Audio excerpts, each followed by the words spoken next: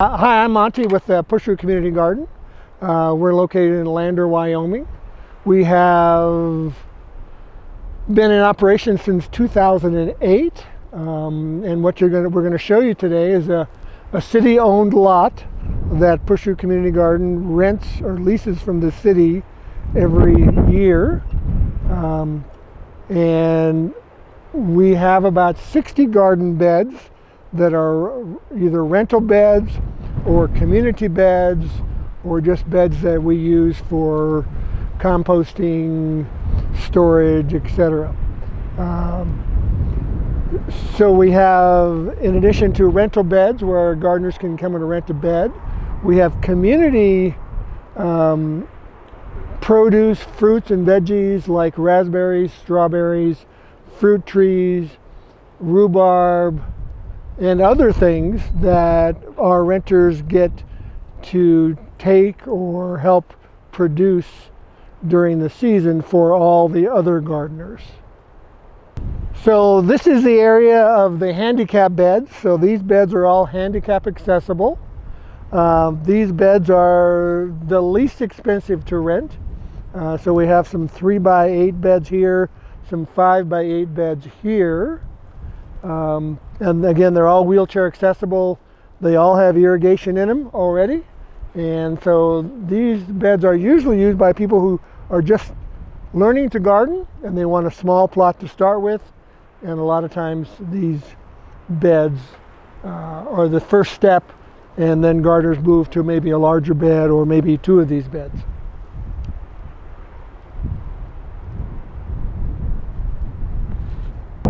Okay, so these beds, like I said, have been around since 2008. These beds on this side are either redwood or pine. The soil comes from local sources, and this past year we added mushroom compost from the mushroom factory in Shoshone. And so that's why they're all completely filled up this time of the year.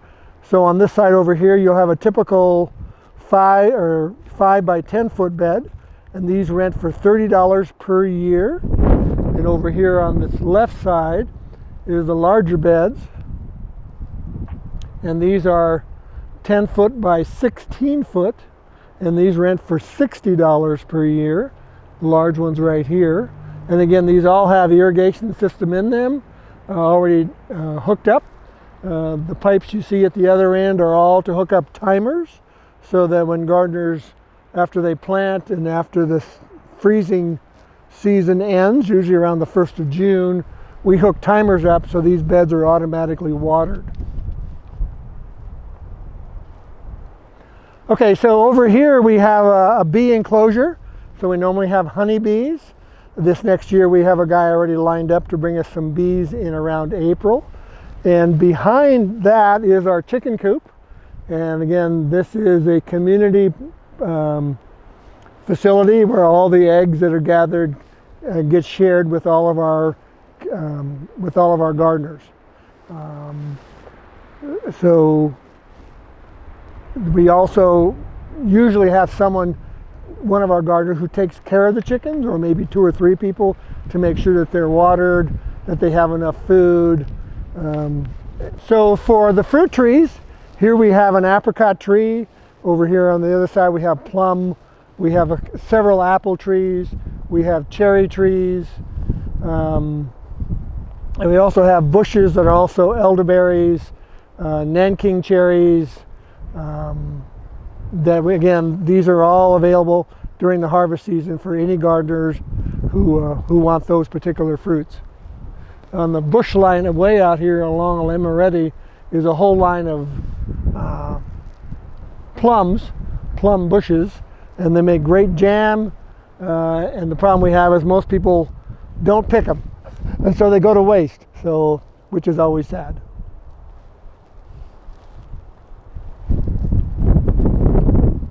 And what we have over here is what we call the Pavilion. This was built by one of the local builders back in 2000 and maybe 11, and he was a house builder, but he didn't contract to build a house that year, so he had his building crew and him basically took the summer and built this entire pavilion using some donated materials, but basically he paid for all of this, including the labor. And so we have picnic tables. It's a great spot to relax, take a break, whatever. And it's also used for many other nonprofits who want a place to meet in the summer rather than meeting indoors. Particularly during COVID this year, we had people who would meet here for their monthly meetings. So it's a great asset to the garden, and we really appreciate Trey Warren for donating this years ago. And it's withstood the test of time, so it's a great donation. And then if you look over here, we have the shed, which has all the tools, the lawnmowers, irrigation supplies, whatever's needed for the garden. This was built back in 2008 by Andy Eckhart and a bunch of volunteers. Been here. We repainted it last year, so it looks much better. On either side are composters, where people want to bring their compost from home or from their bed, from their weeds. They throw it in the composters, and it gets composted there at the end of the season. So they're there. So they're empty right now, and then we'll move on to a composting facility, and we'll show you that here in a minute. Okay, so this is the Little Free Library, and this whole facility shelf was donated by the first Little Free Library, which you can sign up for. But all these are gardening books that gardeners can take and use and read, take home. We ask them to bring them back or bring another one back, but it's all free for the gardeners, or for that matter, anybody else who wants to learn about gardening is like help yourself. So we have another whole box of books that are not in here because they don't fit, so we don't have any problem with that. So it is weatherproof, so we don't have any problem with snow getting in or anything. So. Okay, so this is our big compost facility. So this is a pit that's about 2 feet deep from the ground level. And so at the end of the season, all of the debris from all the gardens goes in here, and we cover with the trellis there this year. But eventually this will all turn into compost. And we take that compost at the end of the season or around August, and we screen it and make a really fine mixture. And then we put it in this facility here. We mix it with coffee grounds, and it composts even more. And coffee grounds are a great source of nitrogen, so it really nitrogenizes the soil.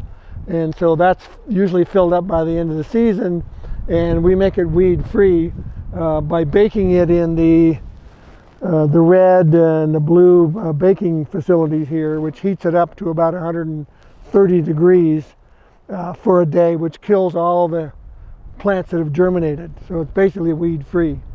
So these other facilities here are also just compost collection places.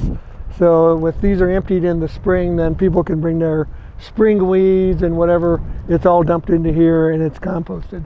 And you can see that people bring their home compost here and dump it in here, so it composts very well in here. Great source of worms too. The worms just love this. We throw a little bit of coffee grounds in here during the season to help it compost and to grow more worms. So down along this fence line here on the south end of the garden, we have a bunch of large pots, and most of these are filled with rhubarb. And of course you don't see anything growing now, but in the spring these pop up. And again, in addition to that, we have Nanking cherries, elderberries, and other fruits and vegetables that grow along here too. A lot of times in the spring we'll plant squash in some of these pots that are not filled with rhubarb, and so we have community squash or melons or zucchini or whatever someone decides, one of the gardeners decides to grow in here as part of their community effort. So when people sign up to rent a bed, one of the things we require is that they do 4 hours of community service to support the garden. Things like mowing the lawn, keeping the shed clean, maybe taking an ownership project like maintaining the rhubarb, showing people how to harvest the rhubarb, maintaining a strawberry bed which we'll eventually get down to. But there's about 20 ownership projects that we have, even more than that. So gardeners can pick a project on something that they might like to do. One of those is like maintain the little free library. Some of those is maintain the plumb line along Amoretti Street. So we let gardeners choose which one of those particular details they like to do. So these beds down here are all 10 by 16. Again, they all rent for $60 per year, and so it's completely that includes everything, including water and everything else. You just have to do that, plus do your 4 hours of community service sometime during the season. If you don't want to rent a bed and you'd rather get a free bed, that's available too. So for a large bed like these, you can do work share, or what we call work share, and to get a free bed you have to do a large bed. You have to do 14 hours of work for the garden to get a free bed. And so we have a couple gardeners this last year who wanted to do that, and so they did their 14 hours, and so basically it was free to them for the whole season. We'll get a little closer here.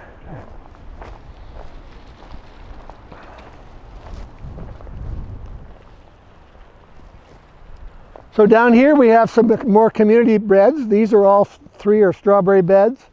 The little boxes here are all individual plants like zucchini, melons, yellow squash, cucumbers, whatever. So there's about 30 of those here that whoever decides they want to take on this project can basically plant what they want.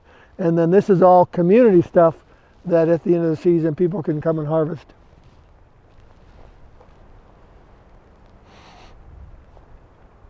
So First Lady Jenny Gordon started a program this past year called the Wyoming Hunger Initiative, and they basically fund organizations that feed the hungry youth in Wyoming. And so these 3 beds here were built this last year using those funds. These are redwood beds. She paid for the soil, whatever. And so last year we grew carrots and beans and tomatoes in these 3 beds. And all the produce from these 3 beds went to the food bank last year. So in total we donated about 760 pounds of produce to the food bank to help feed the hungry people here in Fremont County. So we appreciate her efforts in giving us money to do this. This bed is tomatoes. You'll see a kind of a different irrigation system that's not buried. So this is a drip irrigation system. So each one of these hoses that you see, the tiny 1/4-inch hoses, will water each individual tomato plant. And so again, to do your community service, you need 4 hours. One of the projects you can do is say, well, I'll maintain this tomato bed, or I'll maintain the bean bed, or the carrot bed. And so that's their project for the year, both in planting it, making sure it's watered, weeded, and harvested in the fall, and the produce taken to the food bank.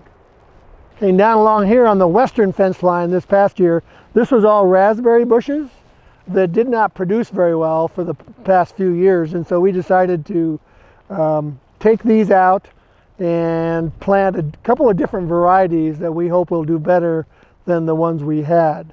So these were all taken out by another volunteer with his backhoe, Charlie Wilson. And in the spring we will plant raspberry canes along here, a couple different varieties, and hopefully we'll get better raspberries. So we do have beds available for next year, and so if you need to sign up for a bed, there's a sign at the entrance out here which has the names of the 2 people to contact if you're interested in renting a bed, or if you just want more information about renting a bed. We do have a Facebook page, and it's just called Pushroot Community Garden, and you go on there, and we will hopefully have some things posted on there on how to rent a bed and maybe some details about getting a bed. So again, my name is Monty. Tony Baton is the president of the board. You can contact him directly too if you're interested in renting a bed or if you need more information.